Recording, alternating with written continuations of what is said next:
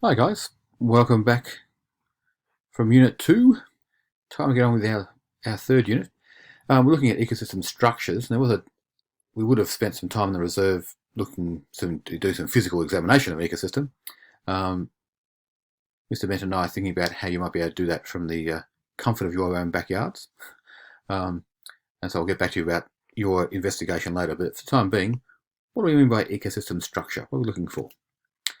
So essentially, there's these three terms you need to become aware of: biotic, abiotic, and interactions. So biotic is the stuff that is about organisms. It's the living stuff, and dead stuff, stuff that's come from those organisms as they rot away. And then the physical environment makes up the abiotic: the sunshine, the temperature, rainfall, the soil they're growing in. And then these all combine to create and interact to create that ecosystem. So the ecosystem is a whole lot of interactions in the same place at the same time. So you will have been aware of food chains and food webs, and we'll start by looking at those with some classes this week.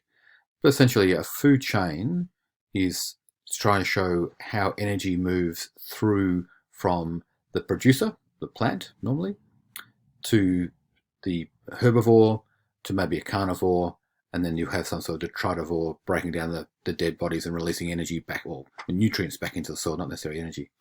And food webs are simply lots of these food chains joined together to show the more complex nature of an ecosystem and the interactions within it. The eagle's going to eat more than just snakes. It's going to eat all sorts of things.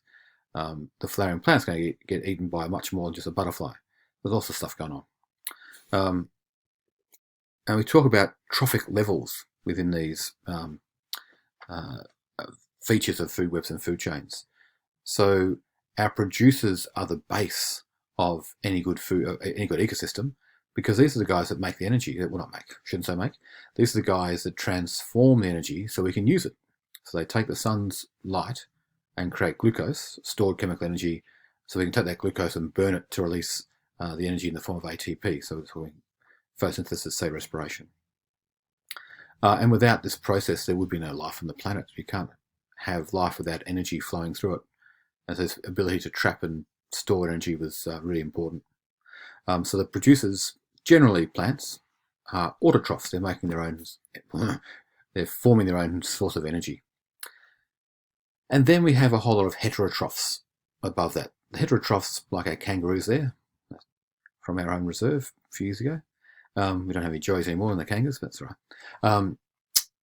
They have to eat other things to gain energy. So they can't trap the sunlight for themselves. They have to eat something that's trapped it. So those first order consumers are generally herbivores. They're eating plants.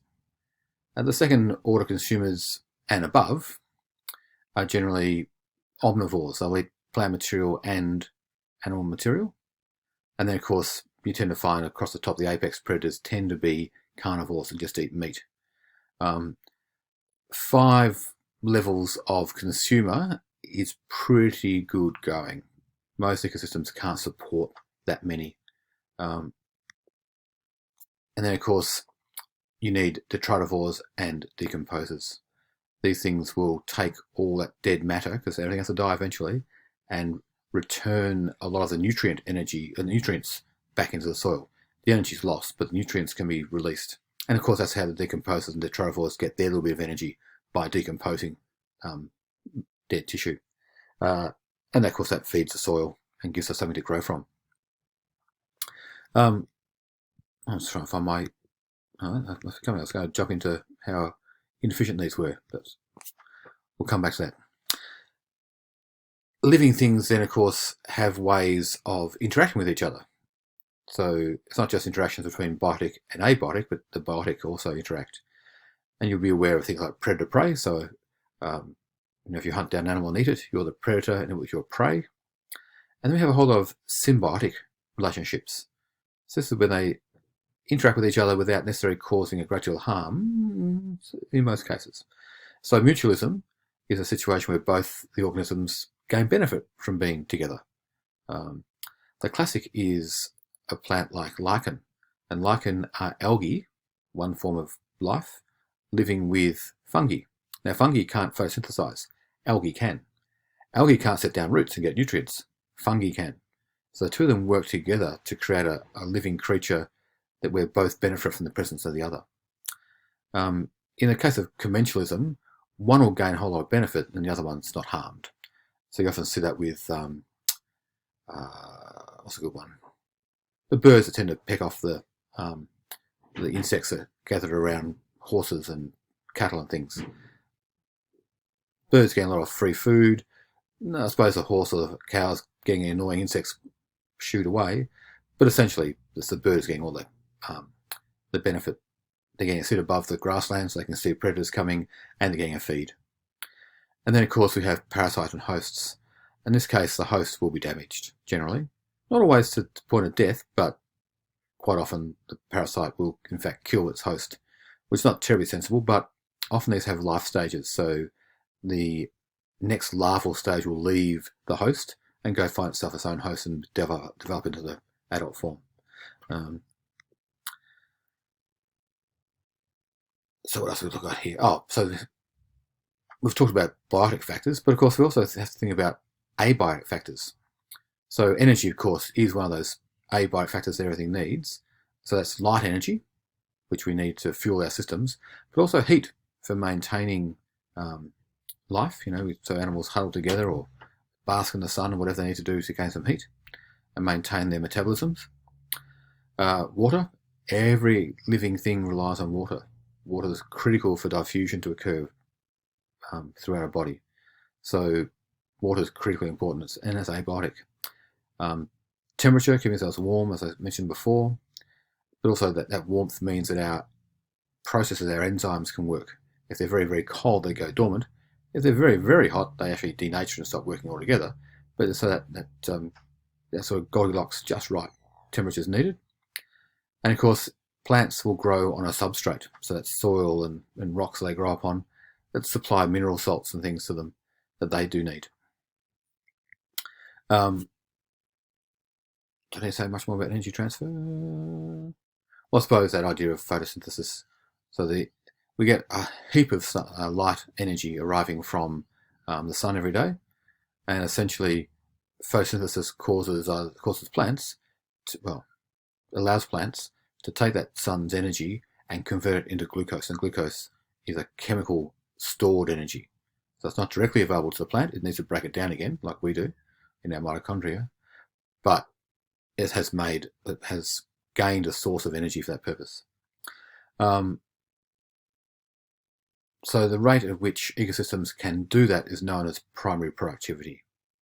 How fast can you get that done? And then when you store that energy, that chemical energy in the ecosystem, that's referred to as biomass, that amount of energy that's available to the next level. And these are inherently inefficient systems. That's the slide I was searching for before.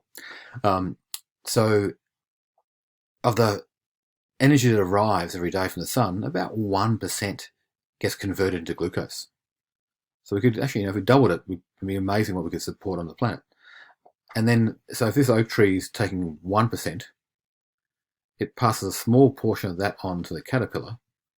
It passes a small portion on to the blue tit. It passes a very small portion on to the sparrowhawk, which is why you can see that quite quickly the number of animals up here at the apex predator level are very few.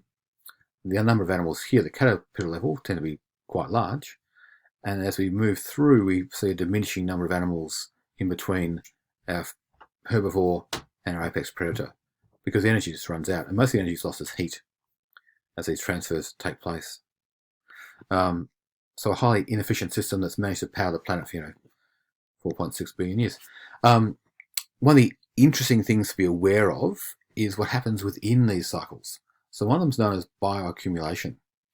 So if we release chemical toxins into the environment, they build up in the flesh of the animals that eat things. So this little sculpin here, this little case we've got here, this little sculpin here are absorbing this pollution from the water. They might be eating plankton and things, and slowly that builds up in their flesh.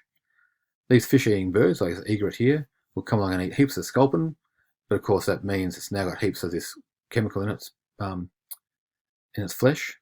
the bald eagle will come along and take out the heron, or egret, whatever it is, and all of a sudden you've got this huge accumulation of material in the bald eagle. This was seen in the United States and around the world with the spraying of a drug called DDT to kill mosquitoes. In the end, you had the bald eagle, the American symbol, and a whole lot of falcons and other hawks and eagles were sitting on their eggs and crushing them because the chemical metabolites of DDT, the things that were made inside the flesh, caused them to make very thin shells, and those shells would break when the mother sat on them to hatch them. So DDT's been banned, obviously. And then, of course, we have a whole lot of cycles that mimic that idea of bioaccumulation, but they're natural cycles that are the ones we want. These are things that are really important. So the water cycle, while not a nutrient, shows that cycle. It's one you know quite well. Water evaporates, the sun evaporates the water, forms clouds and condenses, then precipitates back out, and it runs through the soil, gets stored on top of the soil, and all this keeps cycling around. And while it happens, we support healthy natural ecosystems and all the life that's required. Carbon's the same, and carbon's one of those ones we worry a lot about at the moment because we're storing far too much carbon up here in the atmosphere. Storing carbon in the atmosphere is really important because it creates a greenhouse effect that allows plants to grow, but too much of it and we change that balance. So we need forests to store carbon in. We need huge grasslands to store carbon in. Interesting enough, a lot of it gets stored in the sea, and particularly in algal beds and things. And then the idea of sequestration, getting it into the sediments, into the soil and the rock, holds it for a long time. And then we get a nice, reasonable cycle.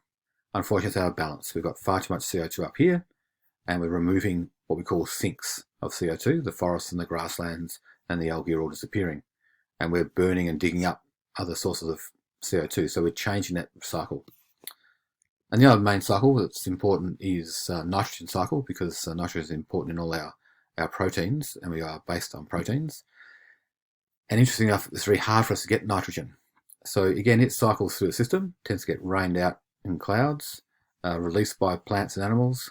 But we need to support our life these bacteria that live in the soil and around soil at plant roots that can take the nitrates from the soil and turn them into a form that we can consume.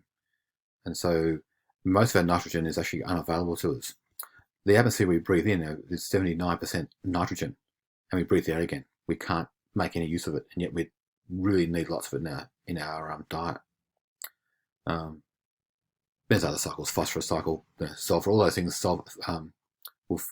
will cycle through an ecosystem. Anyway, that's enough for me. We're going to have a look at all these ideas over the next few weeks and have some fun. Normally we have some fun with some prac work, but anyway, we're at home. Have to wait till next year for that.